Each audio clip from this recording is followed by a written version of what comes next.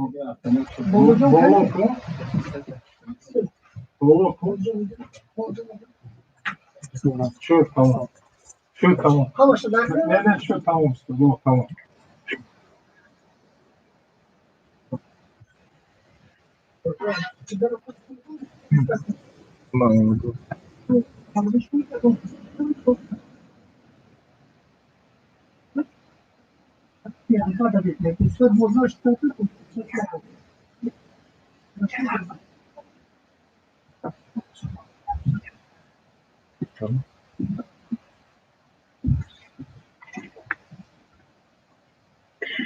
خب دوستان عزیز، اینک ساعت در دوشنبه 12 هست، چون قاعده دادیم که ما در ساعت 12 برنامه پخش مستقیم رو در سمونه ایالات اتفاق با گفتمون، یعنی که به وعدم خلاف نکردیم.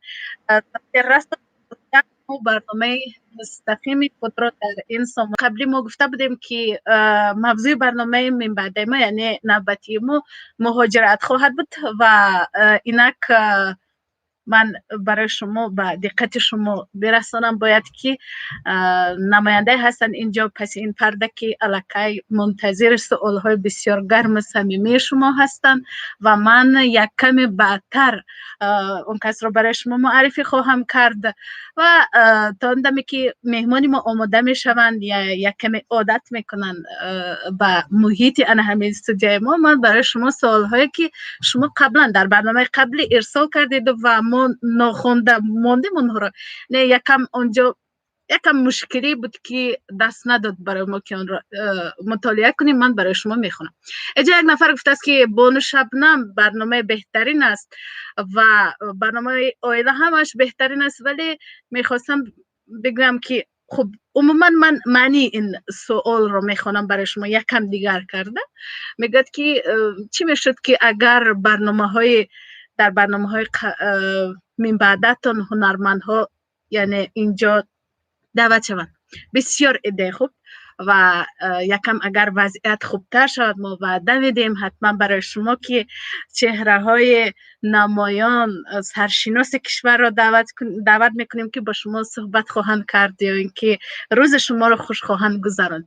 این اگر نفر دیگر می نویسد که سلام به کارگردانی آیله، برنامه بهترین است. خب تشکر میگویم برای شما و همه کوشش و تلاش های ما هم به همین خاطر که برنامه باید بهترین باشد، روز شما باید خوش گذرد، زیرا بعض در تمام دنیا ناخوش است، ناتنج است. همه در هر تلویزیون یا اینکه در هر وسایل اخبار عامه رو که نبینی مردم اشک میریزن، اشک از غم و اندوه، زیرا در کشور آنها ناسازگاری است، ناتنجی است، نارامی است، زیرا ویروس قاتل کرونا ویروس آنجا رو پخش کرده است و حتی آنها از این آری بودن نمیتوانند.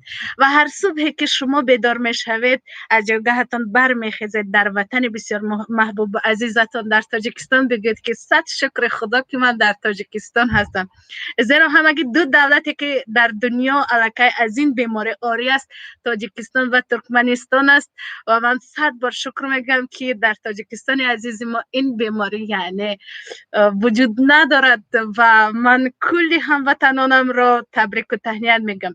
ولی در اینجا بودن و از این آره بودن نمیشود، زیرا هموطنان ما در تمام کشورها وجود دارند و از اینجا ایستاده غم آنها را نیست خوردن. این هموطن بودن است، یعنی غم هموطن دنیا که تاجیک هستند و خون تاجیکی دارند. سلام میگم، درود میگم.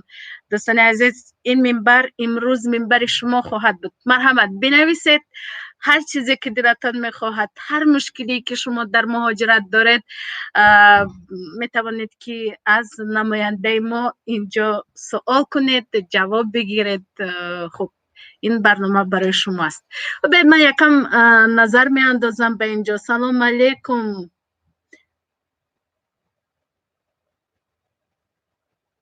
خب اونقدر خوب خونده نمی شود اینجا سوال ها رو.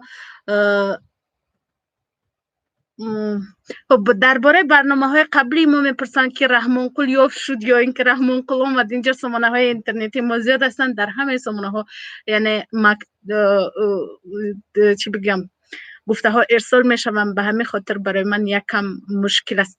خب دوستان عزیز، من همه گفته های شما رو مطالعه میکنم و بعدا برای شما جواب خواهم. مهمان برنامه رو دعوت میکنم دوستان عزیز خوب در یاد داشته باشید. رقم تلفن استودیوی ما 915 77 66 06. یک مرتبه دیگر من تکرار میکنم دوستان عزیز در خاطر بگیرید. خب 915 77 66 06. خب 06 انیخترش زنگ بزنید. اوید مشکلات های مهاجرت برای ما سالهای خود را پیشکش کنید. 915 77 66 06 دوستان عزیز تلفن ما در استودیو است. مرحمت. خب مهمانمون رو ما به استودیو دعوت میکنیم. دایرکتور گنرالی جمعیت دارای محدود شریف عصری نو. بله درست است، همین گونه است. اسم شرکتشون توشف سهراب. خب سلام علیکم استاد، خوش آمدید استودیوی ما. خوش آمدید. رحمت تفکر. چای میخورید؟ قهوه رحمت چی میخورید؟ برایش کلی مهاجران من فکر میکنم که ضرور است، مثل آب و هوا و البته یکم غمگین هم هستیم که ما در اینجا خندانیم، شکوفانیم و زیرا این بیماری به ما تاثیر ندارد. در اینجا ما از این بیماری آری هستیم، ولی آنها که در کرانتین و در داخل این بیماری ها هستند باید که غم آنها را از اینجا خورد. خب استاد شما را خوش آمدید میگویم و برنامه‌مون و باور دارم که مهاجران زیاد انتظار این برنامه بودن و سوالهای ناگفته داشتند که میخواستند کسی را پیدا کنند و آید این سوالهایشون بپرسند. خوشبختانه شما امروز با برنامه ما حضور دارید، بسیار خوب است و میخواستم بپرسم که من وظیفه همین تشکیلات شما چی است؟ شاید یگان نفر هم میخواهد بپرسد. وظیفه تشکیلات مهم اصلا این یاردم کردن به مهاجران مهنتی جهتی با کار تامین کنی آنها در خارج کشور، علاوه خصوص در فدراسیون روسیه. با غیر از این ما مهاجران رو تیار میکنیم، نشان میدیم، با جای کارشناس میکنیم، با سخنان دیگر اشخاصانی که در اونجا فعالیت مهنتی میبرند گفتهای آنها رو تو شنیدی همون مهاجری که سفر میکند میرسونیم. کوشش میکنیم که همه طرفه و مهاجر مهنتی که با فدراسیون روسیه از طرف شرکتی ما میرود در حالت یگان کمبودی بودنش ما البته با اون دخالت کرده با کارفرما صحبت علیحده میگذارونیم. سلامت باشید. یعنی از خود تاجیکستان برای شما مراجعت میکنن برای پیدا کردن جای کار در خارج کشور، درست نیست؟ و شما برای اونها پیشکی کار پیدا میکنید و مهاجر علاقه میتواند که با جای کار از اینجا با دولت دیگر سفر کنند، درست است؟ خب تا امروز عموما چقدر مهاجر را شما یا اینکه شرکت شما توانست که با جای کار تامین کند؟ شرکت ما نوجوان می باشد، از ماه ایونی سال 2019 فعالیت می برد. در این دوره در سال اگر 2019 مهاجران رو با کار تامین کرده باشیم، در سال جاری تا 3 ماه اول ده 98 مهاجر مهنتی رو با کار تامین کردیم. جایهایی که شما برای آنها یعنی تامین کردید، جای کاری که آنها برای ما کوشش میکنیم که جلب متشکلانه رو تشکیل کنیم، یعنی که نه تنها گویم یک مهاجر یا دو مهاجر میرد، یعنی که شهروندانی که با ما مراجعت میکنیم ما گروه با شرکت این شرکت یا اون شرکت سفربر میکنیم برای پیشبرد فعالیت مهنتی. البته در روسیه پرابلم خیلی زیاد میباشد، کمبودی رو برطرف میکنند کارفرما، یعنی که تا حال من شهروندانی که ما علاقه گویم که خیلی دوامناک این سمت که فعالیت میکنیم، ما هم پیش در خدمات مهاجرت فعالیت مهنتی میبردیم، از اونجا هم شهروندان رو سفربر کرده بودیم، همون شهروندان برگشته باز با شرکت ما مراجعت کرده و میکنن که بعدی گویم رخصتی مهنتی آنها میخوان که تکرارا به همون شرکت رفته در اونجا فعالیت مهنتی برن. شرکت شما من با چند شرکت های خارجی شرطنامه داره؟ تقریبا با 10 شرکت خارجی ما همکاری داریم. این هم گویم در ساحه خواجگی قشلا، در ساحه کارکردی گویم گوشت дар ихтисосҳои сохтмончӣ ҳам низ ҳаст. ва меҳмонхонаҳое ки дар Федератсияи Россия духтарон агар ки хоҳишманд бошанд, онҳоро сафарбар мекунем, дар он ҷо ҳам фаъолияти меҳнатӣ мебаранд. бо музди бо маоши хеле бо хуб. музди меҳнати хеле хуб. Масалан дар шаҳри Мурманск пешниҳод шудагӣ онҳо ба ғайр аз пардохти аз ҷониби корфармо пардохт кардани налоги андози ҳармоҳа НДФЛ мегӯянд, тақрибан ҳар вилоят ба ҳар хела мебошад. баъзе Москва ба 5000, дар дигар вилоят гӯем 5500, 6000 хай ҳаст. чанде ки гӯем тарафи шарқ дуртар равад фаъолият кунад, ҳамиқдар андози ҳармоҳаш барои патент гӯем зиёдтар мешавад. барои ҳамин ҳам онҳо гӯем шаҳри Мурманскда мо вакансия дорем, бисёр ороиши нохун барои занҳо ҳаст, ҳами хеле ихтисос ҳаст, сартарош, марду зан, онҳо маошашон тақрибан то $1000 маош мегиранд. сохтмончиёнам низ маошашонам ҳозир ҳаст. мо бо вилояти Москва ҳамкорӣ мекунем, инчунин бо вилояти Санкт-Петербург, ки дар он ҷо ҳам низ музди меҳнат тақрибан аз 26 то 40 ҳазор мегиранд. ин маблағе ки танҳо ба дасташон мегиранд. дигар гӯем ҳама пардохторо гӯем аз тарафи корфармо пардохт карда мешавад. инчунин 3-4 маротиба хӯрокшона бепул метиҳанд, ҷои хобошонам бепул аст. яъне ки тамоми шарт шароит кати гӯем ба ё таъмин карда шуданд. камбудеш дар он аст ки гӯем маҳдуд карда шуда, яъне барои баромадани муҳоҷирои меҳнатӣ пеш як моҳ як бор гӯем мебараварданд барои сайру тамошо. ҳозир акун худатон медонед вазъият хеле вазъин аст.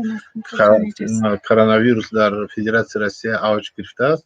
барои ҳамин ҳам ҳозир гӯем дар ҳамон карантини зона меқапанд ки бо ягон касалӣ дучор нашаванд. ин ҳам бар фикри ман кори хуб аст ки муҳоҷирои мо сиҳату саломат ба назди фарзанду оилашон баргашта мебиёянд. саломат бошед. ва дӯстони азиз, бори дигар ман телефони тамосро дар студия эълон мекунам барои шумо, барои кулли муҳоҷирон ё ин ки барои кулли ҳамватанонамон 915-76-66 аст. дӯстони азиз, бори дигар такрор мекунам. телефони мо дар студия 915-77-66 аст. марҳамат, занг бизанед, тамос бигиред ва ба суолҳое ки то имрӯз ҷавоб пайдо накардед, марҳамат ҷавоб пайдо кунед. хуб, мегузорем инҷо якам фосила мегузорем байни суҳбати мо шумо ва яъне қироат кардани смсҳое ки инҷо барои мо ирсол шудааст, ин ки суолҳое ки барои мо ирсол шудааст. мегӯяд ки салому алейкум халқи тоҷикистони ҷасурам, мегӯяд тоҷикистон ватанам. мо аз кишвари Кипр дуруд мерасонем ба кулли тоҷикон гуфтааст. салом бародари азиз. ва Замира будааст, исми аст. Замира бону, барои шумо мо пеш аз ҳама саломатӣ, бурдборӣ ва таманно дорем. чуноне ки гуфтед тоҷикистони ҷасурам, ман бовар дорам ки ҳамватанони мо низ ҷасур ҳастанд. бо ин беморӣ дар ҳар куҷои дунё ки набошанд, ҳатман ки мубориза мебаранд, сиҳату саломат мемонанд. хуб, дигар нафар инҷо гуфтааст, Сафар Юсупов гуфтааст салом барои коргардони барномаи Оила TG гуфтааст. ҳама класс соз тинч. хуб, ташаккур барои шумо ки менависед. инҷо як нафар дигар салом. инҷо чӣ гап гуфтааст? хуб, якам тинҷи аст аз ин вирус. хуб, тинҷи аст ки мо дигар инҷо механдем, суҳбат дорем. хуб, барои мо муҳим инҷо не, муҳим шумо, зеро шумо бо мо ки нестед онҷо ки аз ин беморӣ азият мекашанд, яъне ки мубориза мебаранд. барои мо тинҷу ором будани шумо аст. муҳим барои мо ин аст. хуб, як нафар дигар менависад ки инҷо خب سایت خودش را رکلام میکنند. به هر حال باشد، هر کسی که در پس منظر برنامه ما میبینند سایت شما رو حتما ابونه میشوند. خب دوستان عزیز، خب بعدا میخونم من آن گفته هایی که اینجا ارسال شدن یکم بعد میخونم. خب بلکه مثل یک استراحت شد میان صحبت ما و شما قرائت این گفته. یک نفر زنگ میزنن میگن سلام علیکم. سلام علیکم. مرحبا، شما را گوش میکنیم. تشکیل کرده میگفتم اویدی برادرم که در شهر مسکو در متروی ریش که اقامت دارد، اما یک سوال که ما مختصر ممکن است. مرحمت.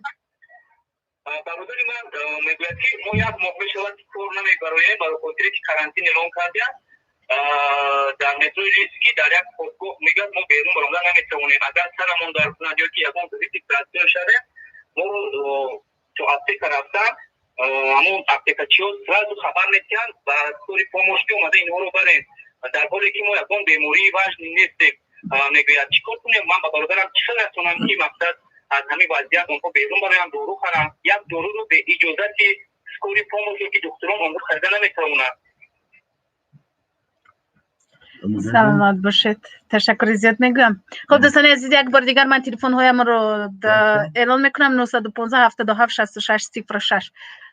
میگه که در تقریبا از جانب خود پرزیدنت روسیه با تمام مردمی که در فدراسیون روسیه استقامت میکنند گفته شده است که شهروندانی که میخواهند با اپتیکا روند یا اینکه با مغازه برای خرید خورد و خوراک و یا حقوق دارند برآمده همین چیزها رو خرند با یا داروخانه یا اینکه گویم با مغازه برای خوراکوری. لیکن همون مغازه یا داروخانه باید در نزد جای استقامتش باشد که و تواند که همون جو رود. اگر شما گویم در پراسپکت لنین شهر مسکو استقامت کرده باشید، شما نمیتونید گویم با مترو نوسلابودسک رفته از اونجا اپتیکا چیز خرید یا اینکه گویم از اونجا مغازین یگون خوراک خرید. تنها در گرد و اطراف جای استقامت شما حقوق دارید. رفتن در کار است چی بقدگیری موقتی که از جانب همون در جای استقامت میکند، همون از روی پاسپورت جای استقامتتون میبیند که حقیقتا در اینجا استقامت میکنید، برآمدید همینجا گویم از مغازه یا اپتیکا یگون خریداری کردید، یگون کس شما به حقوق ندارد که گویم چه باید کند، یگون ایراد گیرد. خب دوستان عزیز، 915 77 66 06 در خدمت شما است. مرحمت. سوال پیشنهاد کنید و یک سالک زنگ بزنید. سلام علیکم. سلام علیکم. خوش آمدن. مرحمت. نام شما؟ ما از فدراسیون روسیه زنگ زدیم و کمتر اگه شد کلیپ بیسپاندگی همین چیز ما همین نکشی معلوم کس که برای دکتر مراجعت کردن همین چکورا جرزمین میاد که روین از آئی برید میده پس شهر رفتن با یا اون قبل نمیشد میم برای رفتن با همه چی تویدید. همین حالا درباره همین سوال شما جواب دادن. خب به هر حال یک چیز رو برادر شما باید در نظر دارید که هنگام پیشبرد فعالیت شما страховой پلیس دارید. همین страховой پلیس طبی گویم، همون страховой پلیسی که شما گرفتید برای پتنت گیری، شما میتونید با همون شرکت تلفن کنید و یا با شما گویم یاری طبی کند.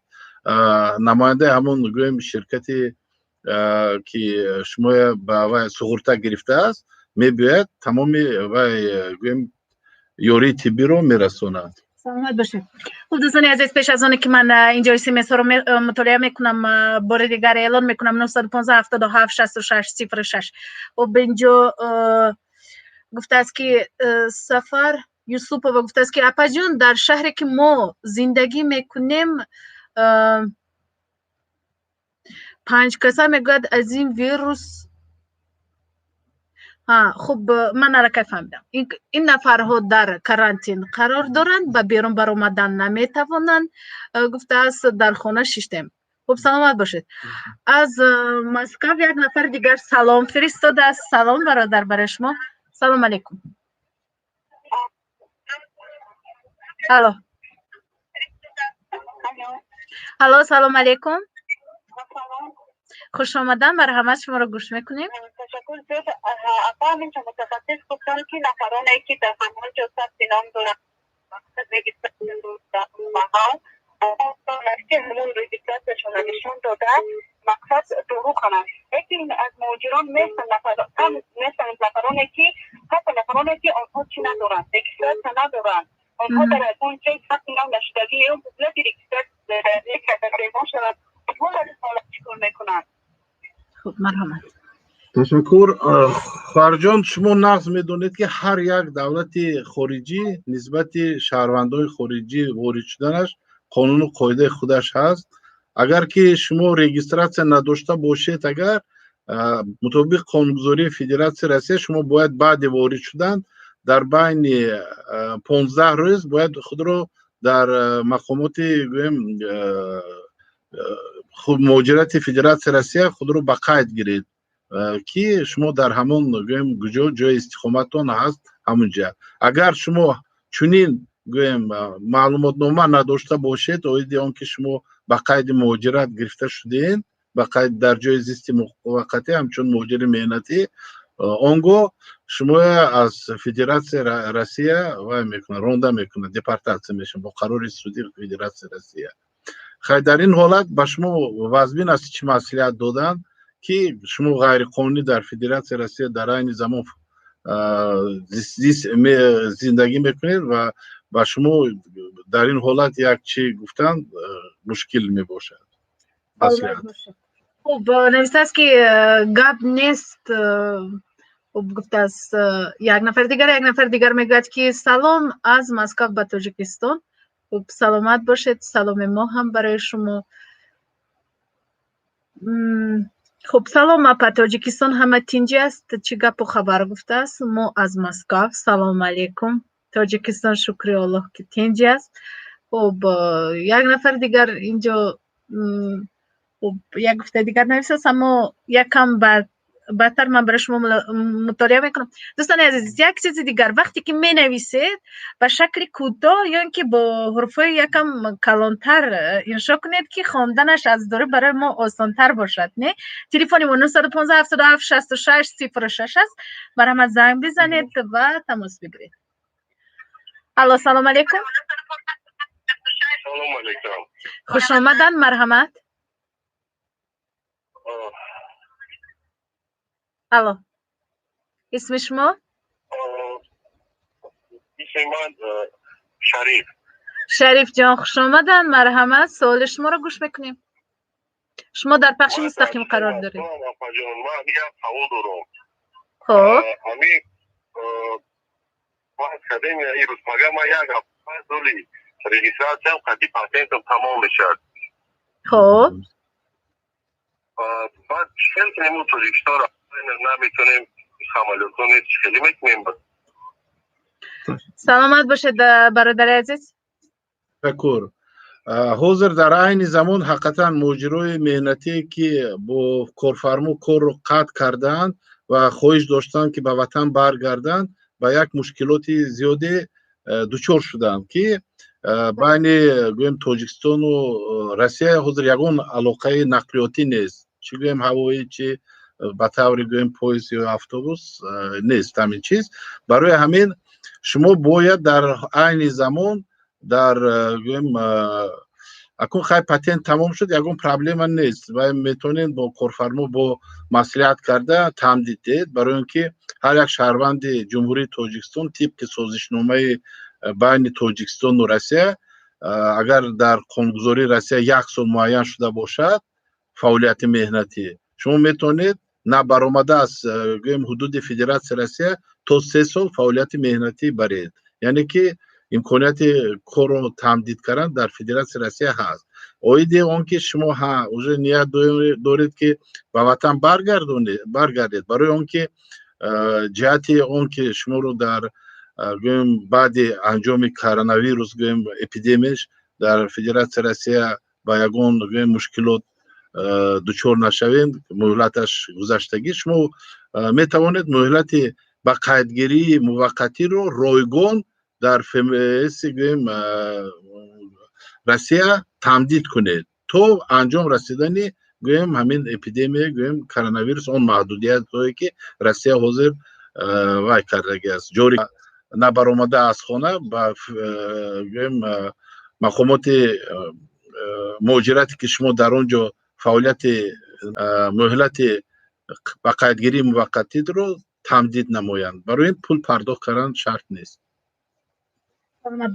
خب امروز ما نوارهای ویدیویی را در سامانه‌های اجتماعی می‌بینیم که گویا که مهاجران نگویا بلکه مهاجران در ایرپورت که نشستند انتظار هستند یا اینکه میخوان بعضیشان به وطن برگشتن نمیتوانند و داخلی همون دولت شدن نمیتوانند زیرا حجت‌هایشان به آخر رسیده است.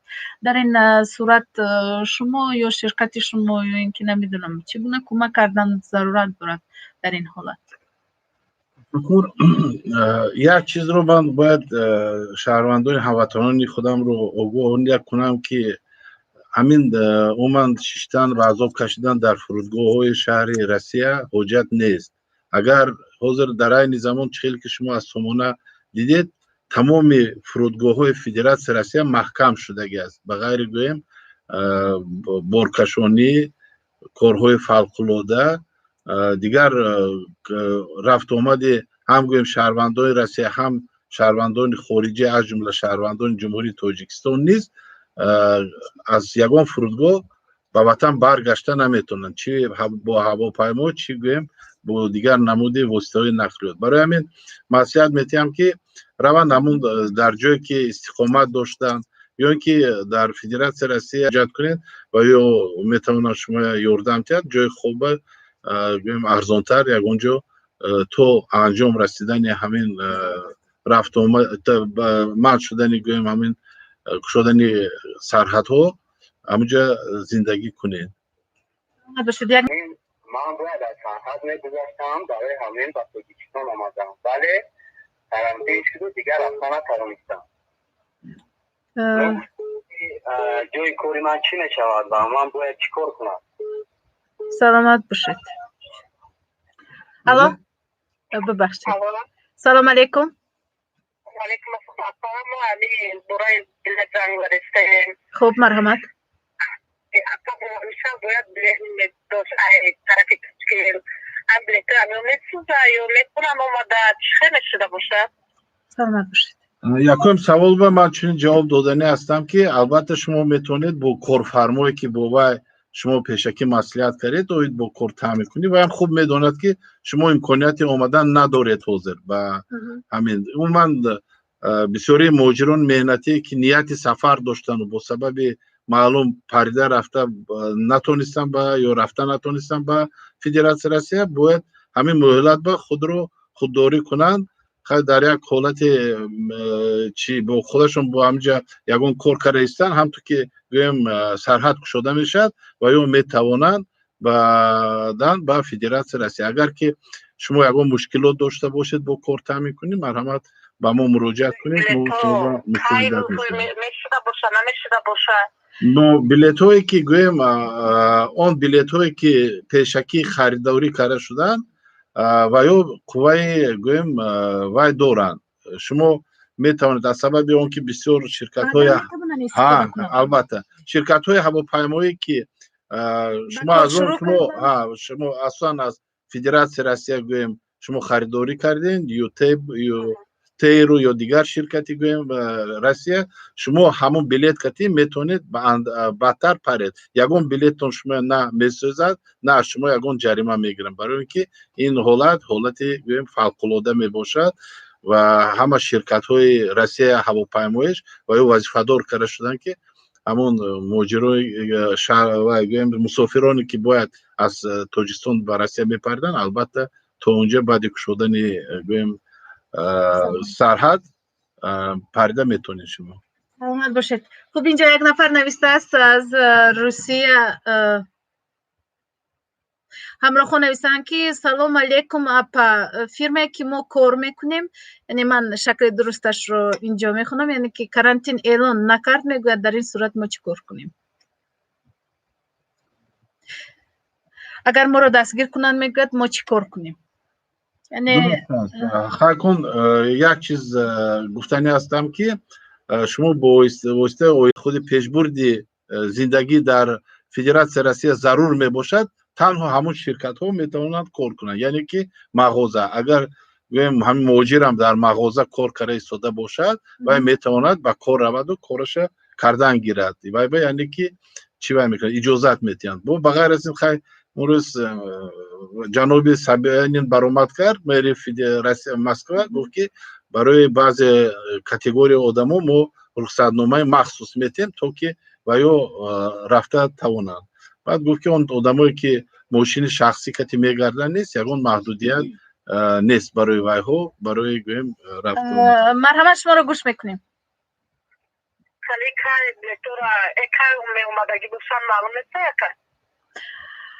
хуб, аслан Россия эълон кардааст ки то 1 май хоҳарҷон аз вазъияти худи эпидемиологии худи Россия вобаста аст. Агар онҷа хубтар шавад, агар мумкин аз 1 май барвақттар кушон. Агар вазбин шавад, агар мумкин бовая тамдид кунанд ба муҳлати бо дигар. Барои ҳамин саломат бошед. Инро ҳеҷ кас ман фикр мекунам ки пешгӯӣ карда наметавонад. Яъне масъалаи пешгӯишаванда нест ки гӯем ки мо ин ҳафта нашуд, ҳафтаи дигар. яъне аз вазъи ҳамон беморӣ, яъне аз вазъи табобатшавӣ ё ин ки паҳнишавии ҳамон беморӣ, ё ин ки пешгирии ҳамин беморӣ вобастагӣ дорад ки ин чӣ қадар давом мекунад. хуб, як нафари дигар инҷо навистааст ки аз ким куҷо тамошо дорем. кани нависед, вирус дар Тоҷикистон ҳаст ё ин ки нест? шумо банавистааст. хуб, ташаккури зиёд. Не, яъне ин кас аз хуб дида истодед дар Штатҳои Муттаҳидаи Америка вазъият чӣ хел, аз оинаи нигоҳ дар Аврупо чӣ хел? Худо ба шукр Тоҷикистон ба ҳама осоишта. ҳамин одамое ки аз хориҷ пеш омдагӣ буданд, як 14 рӯз карантин меистанд ки бо хурду хӯрокшон ман медонам хуб таъмин шудагианд. баъд донад ки ягон касалӣ ва дучор нест.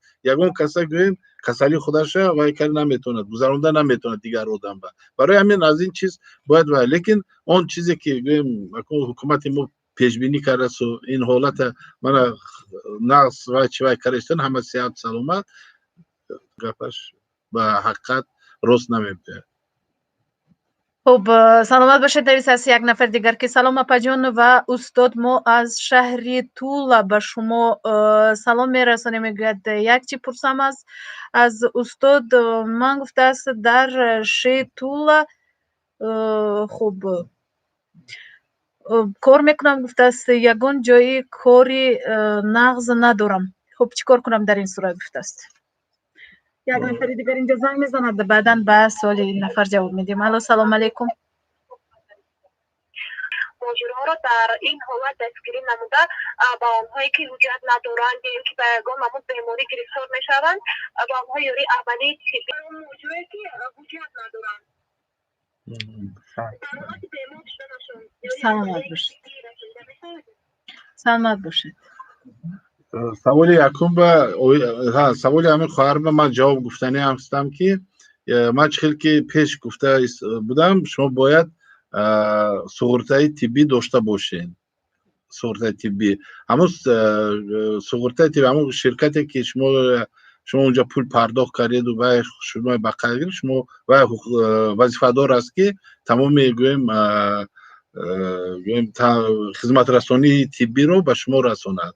агар шумо чунин коғаз надошта бошед, агар шумо фақат метавонед инро дар ягон корхонаи вай чи муассисаи тиббӣ ки тиҷоратӣ мебошад, ба вай муроҷиат кунед, чунки корхонаи давлатии Федератсияи Россия шумо табобат намекунад. ин танҳо дар ҳолате вай карда метавонад ки шумо телефони вай чи ҳаст, агар ки нишонаҳои коронавирус дошта бошад одам, вай метавонад бо телефони боварӣ телефон кунад, ҳамун духтуре ки вай новобаста вай аслан муассисаи тиббие ки дар ҳамон ҷо ҳаст мебиёд, шумо як бор می‌بیند که شما همین کسلی به گرفتار شدید یا نه. اگر یگان نشانه‌اش باشد یا اینکه تست سیستمش نشان دهد که همین کسلی داشته باشد و آدم البته گرفته به کسالخانه میبرند و معالجه میکنند. این همش بپول و خود فدراسیون روسیه وظیفه داره است که همین کار رو کند. اگر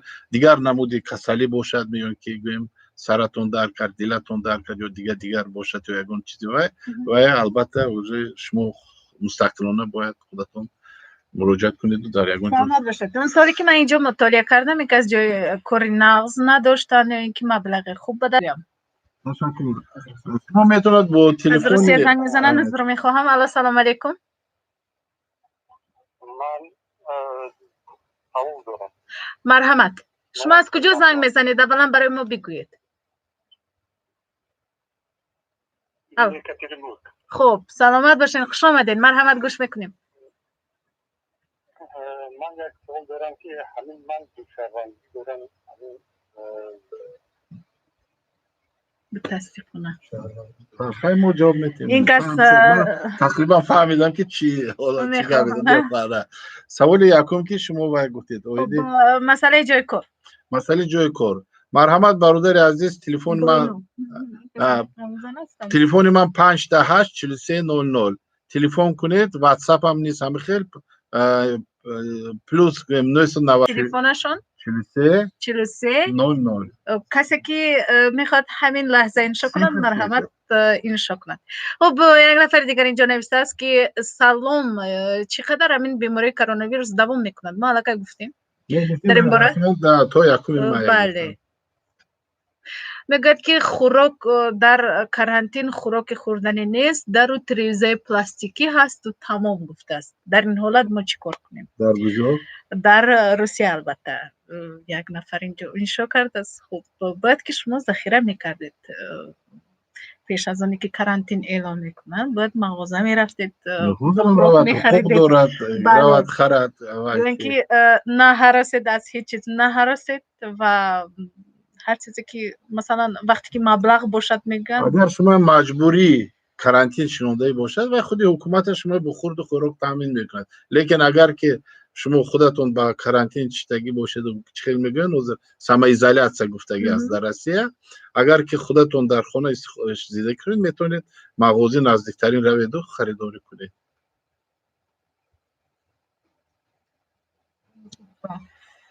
اینجا یک سوال دیگر است برای شما که در همین مدت کرانتین من چقدر شرکت شما خواهش مهاجر مهنتی است، اگر خواهش داشته میشد اگر تو کرانتین نظر است که اونهایی که در الله سلامت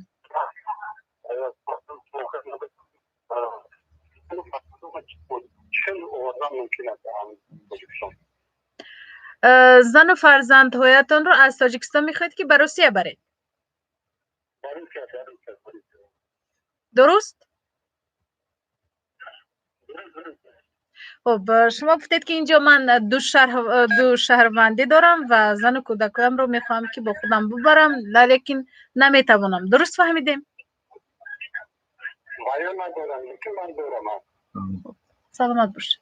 همین قرار سود اولی فدراسیون روسیه هست که گفتگی است اون که وسایدینین سیمیه حتی اون شخصانی که گویم در تاجیکستان زندگی میکنن یا زن و فرزندشون در اینجا باشد روسیه و یا در روسیه باشند و یا حقوق دارن که برای یکجا شوی اویله به نزد گویم شما اصلا هم شوهر هم شهروند گویم فدراسیون روسیه رفته در اونجا زندگی کنن که شما برای همین شما باید کمتر طاقت کنید.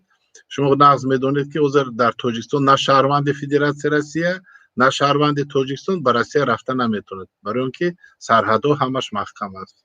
ما باشن اینجا یک نفر مصلحتی مفید خود را برای کلی غریبا داده است، میگوید که مردم غریب پیاز را گرید گفته است و اسپاند را استفاده کنید از کلسلی ایمن میابید. خب به این طرز نگفتن، اما من به همین طرز گفتم.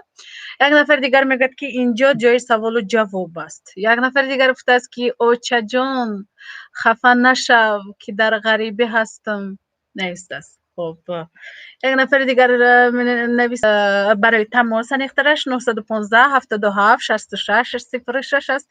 مرحمت زنگ بزنید. دلکای چندین نفر از کردن سوال دادن جواب گرفتن. 915 77 66 06 دوستان عزیز مرحمت زنگ بزنید. نسبت مهاجران مهنتی که شما به سوال دادید من گفتنی هستم که ما با کارفرما هم خیلی مصلحت کردیم که همون مهاجران مهنتی فعالیت مهنتیشون بردن گرفت. یکمش که هم جای باشون انیق است، جای زیستشون هم گویم که خورد خوراکشون است، هم با مزد مهنتشون گرفتن میگیرن تا انجامی گویم همین اپیدمی کریم رو هم تو که کشوده شد میتوانند به وطن برگردن. الو خاموش شد. یک نفر از روسیه زنگ میزد به فکر من خاموش شد. خب یک سال دیگر است که عموما همین مهاجرا با کدام سبب از کار خارج میشوند؟ که از رانده میشن. سلام علیکم. سلام علیکم. خوش آمدن. مرحمت. سلامت باشید.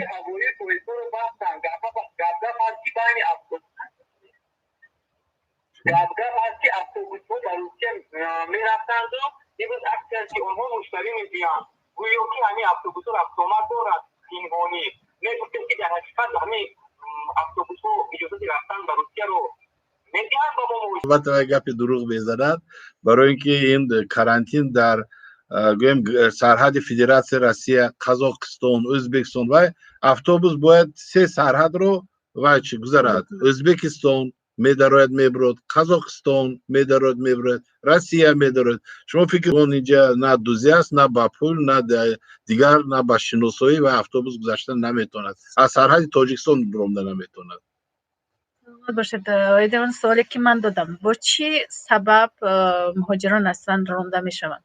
یا از کار اینکه از همون دولت؟ اساسا من گفتنی هستم که بسیاری مهاجران مهنتی از سپردن همون خیلی که گویم اندازه هر ماه نمیخوان سپردن، سرکشی میکنن، خودشون همچون مهمون معرفی میکنن. مهمون میتونه تو 3 ماه فعالیت در همونجا باشد.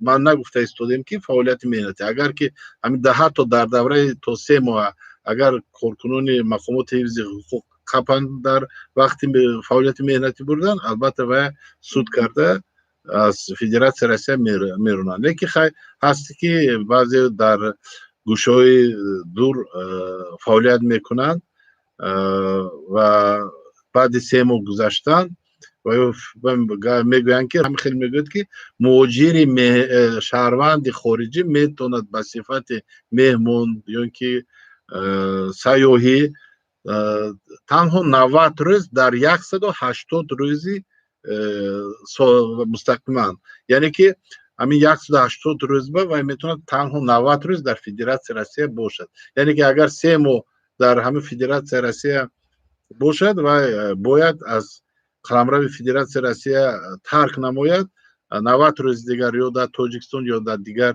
دولت استقامت کند و بعد گویم 90 روز دیگر و حقوق دارد به فدراسیون روسیه وارد شود. همین حالت ها کتی گویم برای ویران کردن بعضی کار میکنن 90 روز زیاد کار میکنن، 4 ماه کار میکنن نمیبرن، 5 ماه 6 ماه کار میکنن نمیبرن، در نتیجه و یا از فدراسیون روسیه رانده میشن یا اینکه حتی که برآمدن از فدراسیون روسیه در مدت گویم تا 5 ساله و یا با فدراسیون روسیه گشته رفتن. سلام علیکم. خوش آمدید. مرحمت گوش بکنید. خودش دارد. اگر شما در مسکو در ولایت مسکو کار کرده باشید و میخواهید در مسکو کار کنید، آنگاه شما باید در مسکو هست مرکزی به رسمیت در روی مهاجران مهنتی صخره هست، میتونید به اونجا مراجعت کنید. همونجا شما رو به شما پاتنتی نو میتین، همه اجازت نامه نو تین. یعنی که هر یک منطقه در ولایت مسکو علایده گویم در مسکو علایده است. یک لحظه. روز بخیر. روز شما هم بخیر. مرحمت گوش میکنیم. همین حالا من گوش کردم یک نفر در بالینسرا مبریک زنگ زدن که گویوتی همون یکان سازمان باشد که مثلا همون مقایسه دستگیری کنند. لیکن من تا یک خبر خوندم که کمیته صندوقی سازمان جمعیتی اوی میبخشید. حالا سلام علیکم. Алло, سلام علیکم. салом алейкум. خوش آمدن. مرحمت گوش میکنیم. من یک سوال داشتم. مرحمت. همین یک اکانت در والدیت مسخره مسخره میگوشم محکم. کرانتین داریم. خب آیا در این موقع بیاد شکر نمیشه که همه بتوانم اینجا برآمدم و برگشتن بود کشورم. سلامت باشید. در فدراسیون روسیه چخیل که میدون شهروندایی که نو رفتن بعد اعلان کردن کرانتین 14 روز و یا در همونجا محکم میشن و وابسته نیست شما شهروند تاجیکستان یا اروپا یا روسیه، برای همه یک خیل است و یا در اونجا 14 روز نگاه میدارن، بعد 14 روز و جواب میتونن با جای زیستی که موقتا و یا رفتنی بودن همونجا استقامت کنن تا گویم مهلتی که سرحد فدراسیون روسیه گشوده میشد و گویم هواپیما امکانیت دارد که با تاجیکستان بیاید میتوند برگردد. سلامت باشید. اینجا یک نفر نوشته است که به کدام نقطه های طبی مراجعت کند. من چطوری که گفتم در هر یک ولایت مسکو هم در مسکو هم هست تلفنی گویم باوری یا تلفنی تیز که شما میتوانید تلفن کنید، شما رو البته میبیاد گویم واسطه نقلیات خودش گرفته و میکند به پول خودش طبابت میکند در نقطه هایی که مخصوصا جدا کرده شدگی است در هم ولایت مسکو هم در مسکو شما رو در اونجا و شما یاری طبی خود رو میرساند وابسته گویم به همین کسلی کرونا ویروس. یک نفر دیگر نوشته است که ما بلیط گرفتیم من اختراش چیپته گرفتیم ولی به تاجیکستان رفتن نمیتوانیم نوشته است. با این سوال من علاقه جواب دادید قبلا. بله. و یا باید توقف کنن هم تو که سرحد میکشن و با همون چیپته میتونن برگردن. نوشته است یک نفر دیگر که شما در دیگر شهرها برای ما کار پیدا کردن میتوانید گفته است یک نفر دیگر. در اونجا در این زمان ما با کارفرما همکاری داریم. اکنون یک چیز هست که ما با هر کارفرما شرطنامه گویم همکاری نمیبندیم به خاطر اونکه ما اول غیر خوب میآموزیم میبینیم در چه حالت است کارخانهش چه خیلی میباشد برای اینکه مهاجر مهنتی که باید با ما سفربر میکنیم باید همه طرفه حمایت کرده باشد و مزد مهنتش هم هر ماه از روی شرطنامه پیشکی به امضا رفته امضا کردگیش باید همین مزد مهنت رو گیره. سلامت باشید. و اینجا دمامی همون سوال و یک نفر دیگر اینجا باز کمی روشنی انداخته است میگوید که اگر ما گفتید که یاری تجدید دعوت کنیم، اگر ما یاری تجدید رو به خونه دعوت کنیم این رایگان است یا اینکه باز هم مبلغ طلب میکند یا اینکه بیماری کرونا ویروس عموما در کدام نقطه که نباشد از ما مبلغ طلب کرده میشود یا اینکه رایگان است؟ این من بار دیگر گفتنی هستم که وابسته به کسلی ویروس هم خدمت رسانی طبی رایگان می باشد. شما اگر که تلفن کنید که همین علامت های گویم کرونا ویروس باشد حتما به نزد شما ماشین گویم تعجیلی می بیاد و گرفته شما میبرد یک بار دیگر تشخیص میگذراند اگر اقتن آدم به همین کسل گرفتار باشد اگر یعنی که وای رو جمع میکنند. برای همین بار دیگر میگم که وای وابسته نیست شما شهروند خارجی هستید یا شهروند روسیه قانونی هستید غیر قانونی باشید این اپیدمی می باشد که یگان دیگر گویم طرف فعالیت شما نگاه نمیکنند تنها در حالتی که شما کسل باشید شما طبابت میکنند تا رایگان. این نفر دیگر گفته است که خداوند الها در پشت پناهش تمام تاجیکان را نگهبان باشد گفته است. انشالله خداوند عزیز نگهبانی هر یک ما هست و کلی مسافران کلی مهاجرانی که بیرون از وطن هستند. دوستان عزیز تلفن ما برای تماس در استودیو 915 77 66 06 مرحمت زنگ بزنید تماس بگیرید و ما در خدمت شما هستیم. اگر همین حالا یگان سال عاید مهاجرت شما را اذیت می‌دهد مرحمت حالا که دیر نیست برنامه جنبست نیفته است میتوانید که برای ما زنگ بزنید. این ساعت در دوشنبه 12:55 است و امروز چترهای خود را فراموش نکنید زیرا هوا بارانی خواهد بود. سلام علیکم. یک نفر دیگر تماس میگیرد. الو الو الو خواهر عزیز من نمیدونم یگان جای بروید که اونجا موج خوبتر باشد یا اینکه تازه با ما تماس بگیرید. الو مقصد همین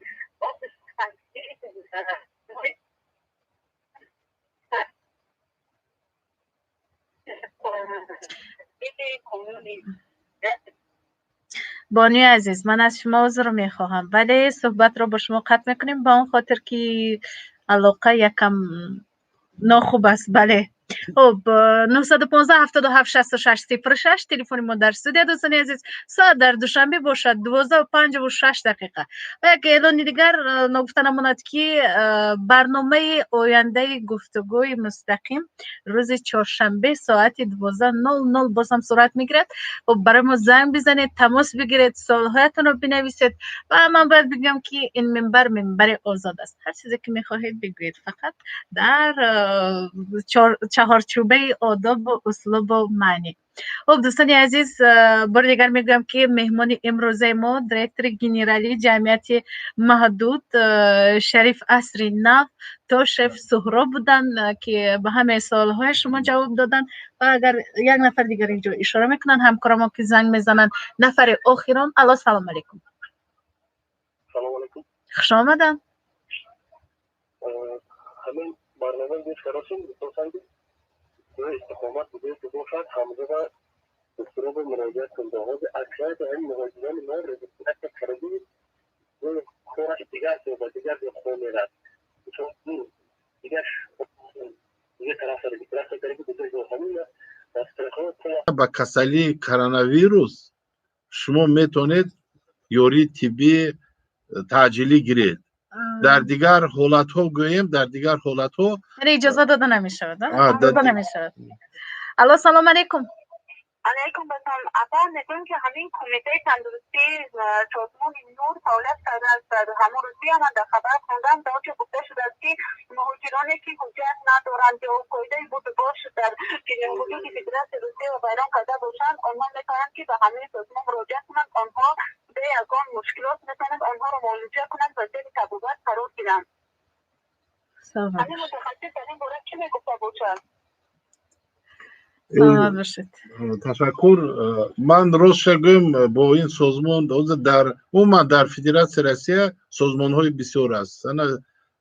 ستاره سرخ است، ستاره گویم کلاس پولومیس است، دیگر مؤسسات طبی من مؤسسات خیرخواهی است. البته من که ونوکا بودن خود گویم دیاسپورای توجیکوی ما را تشکر همه با اونها مناداری خود رو ایثار میکنند. خود تا خورد و خوراکشان رفته همون فرودگاه و بچه ها تقسیم کردن که تا که آیا گشنه تشنه نباشند. این چنین گفتنی هستم که هست. البته سازمان هایی که چنین خدمت رسانی رو رایگان میدهد و خیلی یک بار دیگر به همون سازمان مراجعت کنید. اگر مؤسسه طبی رسمی فدراسیون روسیه دولتیش در نظر داره و شما چنین خدمت رسانی رسانده نمیتونید چون که خود شهروندای فدراسیون روسیه گویم سغورتای طبی دارند و با همون طریق سغورتای طبی در اونجا حتی در جای استقامتی گویم برایشون معالجه میگیرند. سلامت باشید. هرچند که این سوال با ما داخل ندارد ولی که به هر حال من اگر نخونم گناه است به خاطر که در این برنامه راست است که میگن اولها با یگان زن روز زکس میکردی بعد RVP میدادن. حاضر باشد این چیز رو از بین برداشتند. چی کار کنیم افته است؟ برای RVP کردن. نمیکنن، فقط PMG میکنن و رجیستر و همون وید نجیت است و میتیان. همون خیلی و چی اگر همسرتون شهروند روسیه باشه و وابسته نیست، روس است، تاجیک است، شما میتونید PMG گیرین، بعد همون کتی بعد شهروندی روسیه رو گرفته میکنید. سلام باشید دوستان عزیز، اینک ساعت در دوشنبه 13 هست، به همین خاطر صحبت ما هرچند که طول کشید یا اینکه حالا هم میخوایم که دوام بدیم، اما وقت میگوید که ایستا وقتی تو تمام شد. به همین خاطر دوستان عزیز در برنامه من بعد آمادگی ببینید، رقم های ما رو خوب به خاطر بگیرید و سوال ها که اینجا ارسال شدن ما در این برنامه یعنی یکم خونده نتونستیم یا اینکه وقت دست نداد، تو کوشش میکنیم که در برنامه های من بعد برای شما قرائت بکنیم. همیشه دلگرم باشید، سالم باشید، تنصیحت باشید، خانه آباد باشید و اگر از ما دور باشید در فکر وطن، در فکر فرزند، در فکر خواهر و دادرتان باشید و همیشه سلامت باشید، سربلند باشید. تشکر زیاد میگیم، خیر و خوش میکنیم با شما. تشکر. زنده آباد باشید.